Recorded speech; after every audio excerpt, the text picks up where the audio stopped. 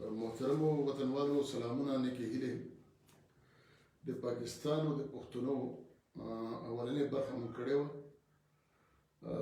په هغه کې د پنجاب د بالادستې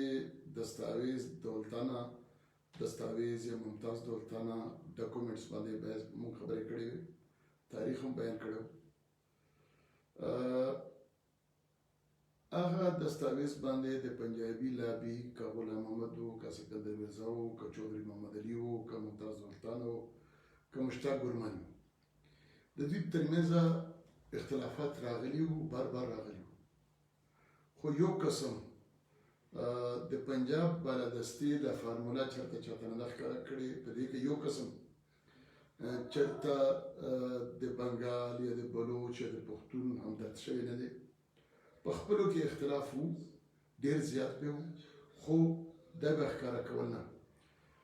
په دې کې د افتخار حسین ممدوح تر دې حده پورې چې د مسلم لیګ نه وایسته خو د دې باوجود هم هغه دا راز ونه ښود ملک فیروز خان نون ته سزا ورکړل شوه کلیرینګ د ډک د تخت جهاز په صفایي کې د هغې اقتدار لاړ خو هغه چاته دا ونه وي په دې کې یو بل ملګری و د دوی او هغه ایوب خان د برټش انډین آرمي د پنجاب رجمنټ کې برتي شوی و دی په جنګ عظیم دویم کې سریلنکا ته چې کله هلته تللی و نو بزدلي یې کړې وه د هغه د وجې نه د کرنلۍ نه واپس میجر شوی و بیا د ده اهمیت په پاکستان فوج کې په وخت کې زیات شو چې کله جنرال اکبر خان کم چې بریګیډیر اکبر خان و په وخت کې چې په کشمیر باندې د قبایلو لښکرې ورتللې هغه د راولپنډي سازش کیس چې راښکاره شو نو په دې کې د ایوب خان هم یو غټ کردار و نو ځکه هغه واپس بیا ټولو ته قابل قبول شو دویمه مارشله د تیر سره چې کومه خبرې وکړې راغله دویمه مارشله اولنۍ یعنې په 1958 کې اول مارشله راغله نو اولنۍ مارشله هماغه یو یونټ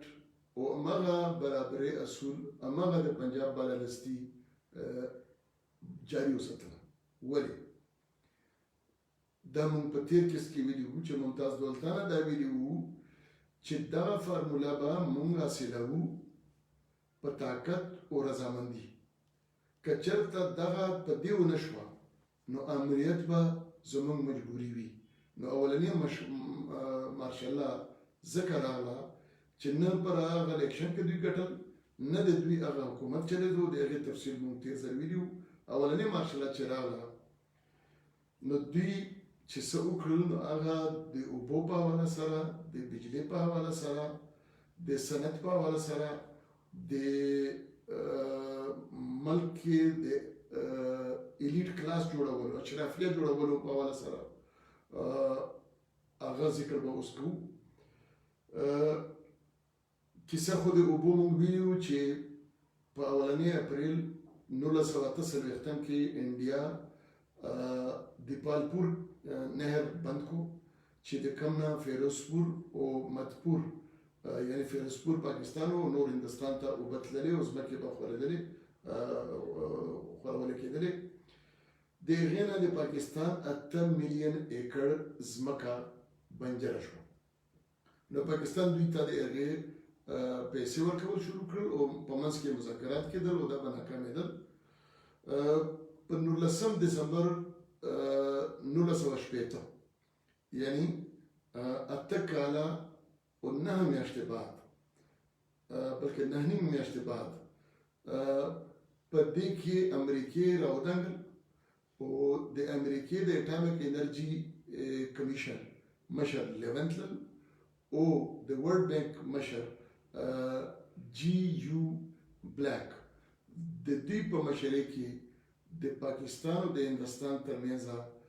د سنتاس معاهده وشوه چې پاکي د پنجاب د دریابونو تقسیم وکړو د هندوستان او د پاکستان ترمنځ د پنجاب 15 دریابونه یعنی یو بیاس ستلج، راوي، چناب، جهلم.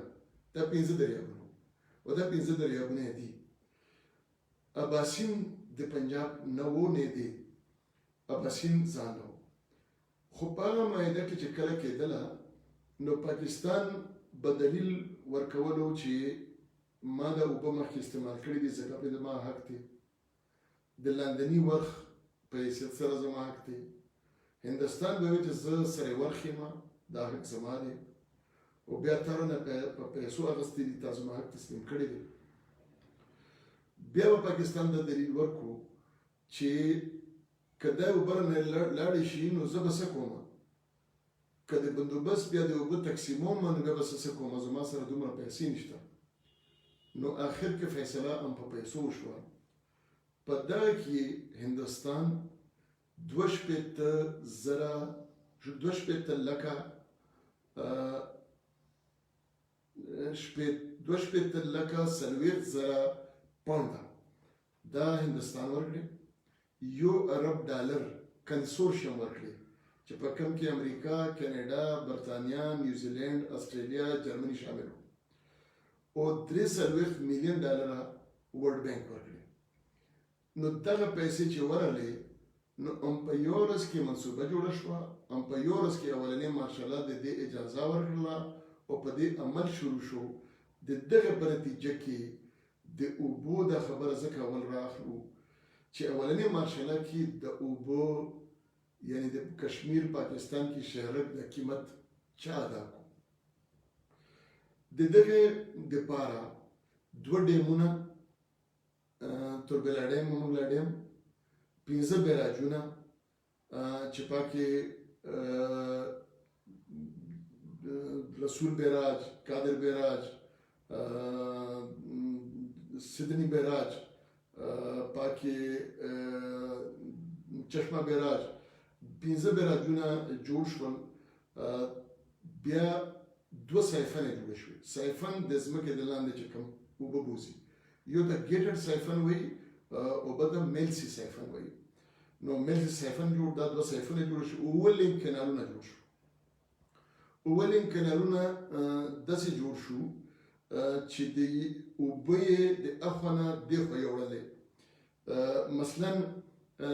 د چشمه بیراج نه اوبه یوړلې چشمه جهلم لینک کانال دریا جهلم ته 21,000 کیوسکه اوبه. دغه نمونه اوبه په پنجاب کې دننه تقسیم کړلې چې هغه کې لینک کانالونو کې یو تریمو سیدنی. تریمو یعنی هغه دریابونه چې کوم د پنجاب دي چې کله 3 شي نو تریمو ورته وایي، چې کله 15 شي نو 5 ورته وایي. نو تریمو سیدنی، د سیدنی نه بیا بل لاړو کادر آباد ته، د کادر آباد نه لاړو ایل سی سی ته، د سلیمان کې او د بلوکی په منځ کې لینک کانال جوړ شو. دا اوس هم چې پنجاب ته کله انسان ځي دا چې په هر ځای کې دا نهرونه ویني، دا نهرونه هغه نهرونه دي، دا اوبه اړولې شوي دي. په دې طریقه باندې د اباسین نه 1,02,180 کیوسکه اوبه د اباسین نه واړېدلې او د پنجاب ځمکه او د پنجاب دریابونه آباد کړل. دا په هر حواله د دریابونو د قانون او انټر بیسن ترانسفر د قانون خلاف ورزي وه. خو دغه کار په اولنۍ مارشاله کې وشو. د دې په نتیجه کې چې کومې ځمکې سیرابې شوې هغه داسې وه چې پاکستان هندوستان ته کومې اوبه ورکړلې یا د پالپور کینال د نهر د وجې نه چې کومې اوبه د پاکستان بغیر اوبه شو بنجرې شولې شخړې شولې هغه وې 8 میلیون ایکړ ځمکې. خو چې دا نهري نظام یې جوړ کړو نو 15 میلیون ایکړه ځمکه د پنجاب اوبه خور شوه، یعنی د 8 په بدله کې 15. په دې ټول بندوبست کې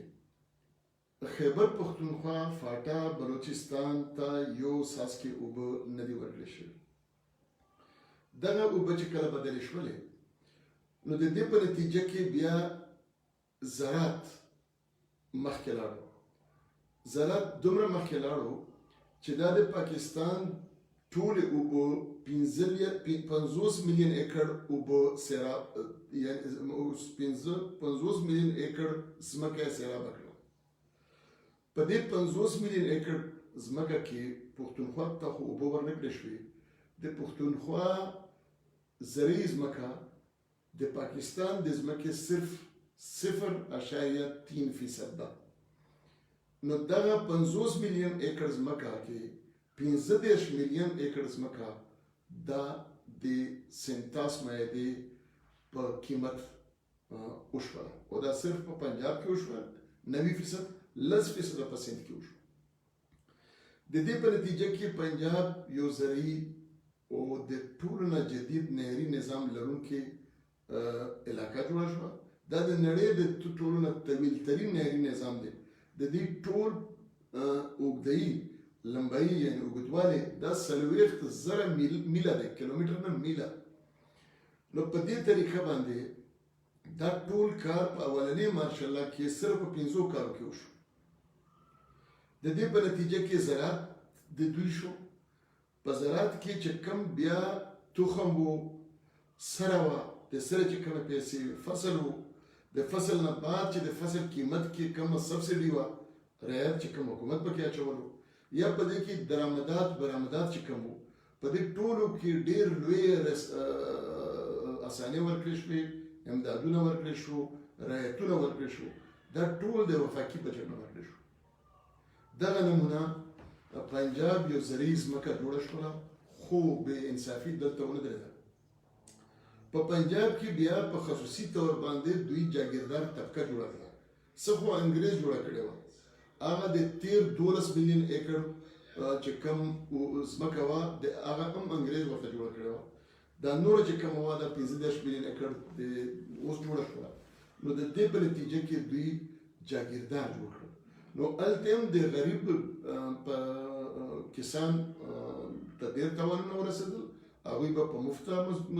مزدوري کولې، په زړو قرضو کې به مزدوري کولې. وړوکي کسان تباه برباد شو، وړوکي ځمکې والا غرق شو او د غټو ځمکو والا جاګیردار یې جوړ کړل. جاګیرداري نظام یې ورسره جوړ کړ. په دې دوران کې د چشمه بیراج واحد اوبه او د پیهور کینال اوبه چې کم د خیبر پښتونخوا په حواله سره واده شوي، نو هغه چشمه کینال چې هغه کې صرف 4,000 کیوسکه اوبه وي یا 15,000 کیوسکه اوبه وي، دوی 1,02,000 کیوسکه اوبه واړولې. هغه دوی 1,02,000 کیوسکه خو په 4-5 کالو کې وشوې. او د چشمه ریډ بینک کینال منصوبه نن هم نه ده پوره شوې، او چې کومه شوې ده دا 1995 کې شوې ده، یعنی دا 13 کاله بعد شوې ده. او بیا پاکې وی چې پیسې نشته. دا بیا ځان له اوږده کیسه ده، به د اوبو په ځان له چې کوم ترتیب انشاءالله یو برخه پیش کوو، پاکې به ووایو. دویمه بجلي وه. بجلي چې پاکستان جوړېدو، نو د پاکستان د جوړېدو په وخت کې په پاکستان کې په 3 ځایونو کې بجلي وه. یو کراچي الکتریک سپلای کارپوریشن او کیسکو، یو رینولا او کاړه کې وه چې 1.9 میګاواټ اوبه بجلي جوړېدله. بل زمونږ په ملکنډ کې وه چې کم په 1945 نواله تر 45 په منځ کې انګریز جوړ کړې وه. دغه بیا د وارسک ډیم چې کوم جوړ شوی و، نو دغه وارسک ډیم هم د انګریز فیزیبیلیټي وه. نو دا په 1953 کې مکمل شوی و. نو په دې طریقه باندې د خیبر پښتونخوا د اوبو برخه 58 میګاواټه وه، د پنجاب 1.9 میګاواټه وه، د کراچي الکتریک سپلای خپله کمپني وه. په دغه وخت کې دغه د کراچي نه علاوه په سند کې په یو کلي کې هم بجلي نه وه. په پنجاب کې صرف په 10 کلو کې بجلي وه. د خیبر پښتونخوا 509 کلو کې بجلي وه. خو چې اولنۍ ماشاءالله جوړه شوه، یو یونټ خو جوړ شوی و، نو دلته یې وابډه جوړه کړه. بیا دغه د اوبو منصوبې جوړې شوې ده چې کوم ذکر وشو. د دې په نتیجه کې د توربلا ډیم نه 3480 میگا واټه بجلی وه د منګلا ډیم نه چې همدې منصوبه کې جوړ شو هغې نه 1000 میگا واټه وه چشمه بیراج 140 میگا واټه وه دغه رنګ د پښتونخوا د اوبو بجلی کې برخه چې کومه وه دا 90% نه زیاته وه خو د بجلی نظام یې داسې جوړ کړو چې هغه چې کوم ډیم وو مثلا تربیلا چې دی د نن هم د وفاق په کنټرول کې دی منګلا چې څنګه جوړ شو هغه د پنجاب محکمه زراعت ته ورکړل شو دا چې کوم نهرونه موږ ذکر وکړو دغه اووه نهرونه او دوه سایفونونه دا هم نهر د پنجاب محکمه زراعت ته ورکړو یو چشمه ورنه کړو چشمه بیراج یې ځکه ورنه کړو چې که ورکولی یو خو پاک باندې بجلي صرف 140 میگا واټه وه دویم دا وه چې بیا خو به بانه نه شوه پاتې کېدلی بیا خو به یې خیبر پښتونخوا ته توربلا ډیم ورکولو که توربلا ډیم یې خیبر پښتونخوا محکمې صوبه ته ورکړی وي نو بیا خو به وارسک هم ورکولو بیا به جبل هم ورکولو ملاکنډ به هم ورکولو نو دا نمونه به 90% بجلي د خیبر پښتونخوا جوړېدله نو داسې خو د دوی ګزاره نه کېدله دویمه چې کومه لوبه په بجلي کې وکړه دا وشوه چې بجلي خو انسان په اوږو نه شي وړلی بجلي خو به په تارونو کې وړي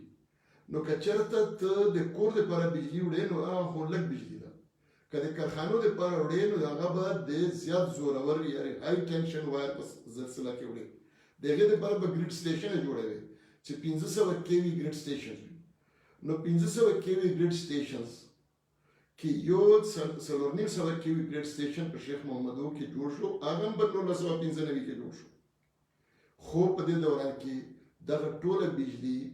د 1500 KV ګریډ سټیشنونو او د های ټینشن وایر په ذریعه فیصل آباد شیخوپوره لاهور سیالکوټ پنجاب ته خوره کړې شوه نو چې لاړله نو سند خپل ته لاړ اوس دا اول چې موږ کله خبره کوو چې کله د خیبر پښتونخوا په لاس کې بجلي وه نو په وخت کې د پاکستان 4 کارخانې وې یوه په کراچۍ کې وه 3 په نوخار پېښور او چارسده کې دا نشاط چې کوم دی منشه ګروپ د ده کارخانې په پېښور کې وې ولې ځکه چې په پنجاب کې بجلي نه وه بیا دغه منشه ګروپ هم لاړو او ټول صنعت هم لاړو ولې بجلي ځکه چې دلته په کارخانه پرې نه چلېدله او هلته بجلي ورکړل شوه نو بجلي د ستا وه خو هلته یوړه شوله نو ځکه صنعت هلته یوړی شو صنعتکاري هلته یوړلی شوه هلته خامان یې ورته پیدا کړو هغه خامان دپاره زراعت یې ورته پیدا کړو اوبه درنه یوړلی شولې نو ځکه صنعت درنه یوړلی شو نو صنعت چې کله یوړلی شو زراعت کله یوړلی شو نو د دې په نتیجه کې پښتون یو مسافر یو مزدورکار چاپړیمار دکاندار ډرایور چوکیدار یا د ریډي والا انسان جوړ شو او په دې دوران کې دومره غیر مساویانه ترقي وشوله چې پاکې د پنجاب ترقي د بنګال د ترقي په نسبت د 90% د اوچته شوه بیا په دې صنعت کې نور جبر شو دا مخصوص خلکو ته ورکړل شول دلته مخصوص صنعتکار جوړ شول په دې ته د بایس خاندان ویلي د بایس خاندان چې جوړ شول دا د ایوب خان په دور کې جوړ شو نو دلته د جاگیردار او د صنعتکار چې کم اشرافیه جوړه شوه الیټ کلاس جوړ شو دا د هغه جرنیل د هغه بیوروکریټ د هغوی سره شامل شو نو دغه رنګ د اولنې مارشله کې د پنجاب د بلدستې دستاویز دولتانه دستاویز مطابق 80% مقاصد پوره شول دا بل مقصد یې ته ښیو چې هغه دغه کلاس جوړ شو یعنی اوبه لاړه زراعت د دوی شو جاگیردار د دوی شو بجلی یوړله په لاهور کې قید کړله د وابډې هاوس په شکل کې نو هغې د وجې نه د بجلي تارونه او د بجلي نظام لاړو نو صنعت لاړو نو صنعتکار د ده شو نو دې تونګر او دې حال بدل شو زه مزدور او ډرایور او نوکر شوم بیا په دې دور کې د اولنۍ مارشله کې بل کار چې کوم وشو هغه دا وشو چې کله ایوب خان 1915 کې الیکشن کوي نو ټول اپوزیشن دا فیصله وکړه چې فاطمه جناح د جناح صاحب خور به د دې مشترکه امیدواره شوه نو دلته ایوب خان د جنرال شیر علي خان په ذریعه باندې د ملا ملټري اتحاد بنیاد کې خودو. دا هغه ملا ملټري اتحاد دی چې تر ننه پورې دی. دا هغه ملا ملټري اتحاد دی چې د اولنې بچی الشمس او البدر بیا په بنګال کې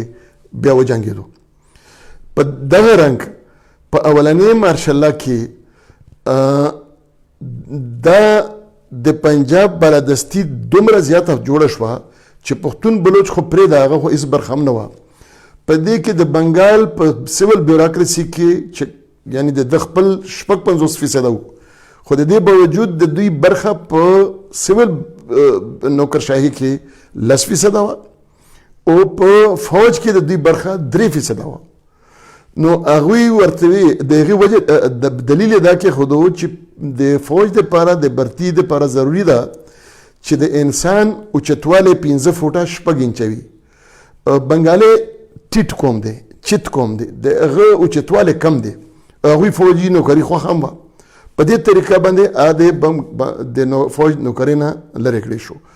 بیا چې کله د اخرنۍ ګډوډ راځي چې په درېیم کیس کې بیا وایو، نو په وخت کې هغوی ورته وویل، پاکستان ورته وویل چې ستا کوټه به یا خان ورته وویل چې ستا کوټه به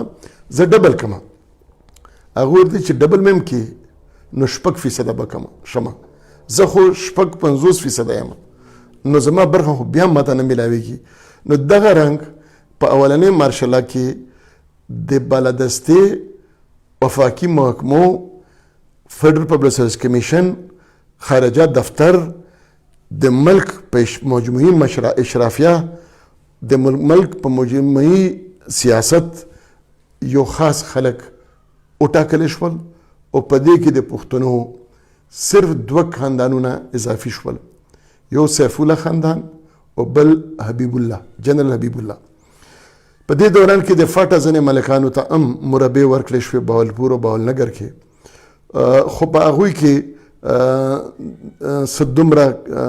کامیاب نه شول ځکه چې دوی اکثر خرڅ کړلې.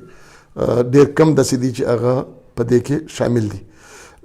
نو دا دویم کیس تو په درېیم باندې به بیا سره میلاویږو. ستاسو ډېره مننه، خوشحاله اوسئ.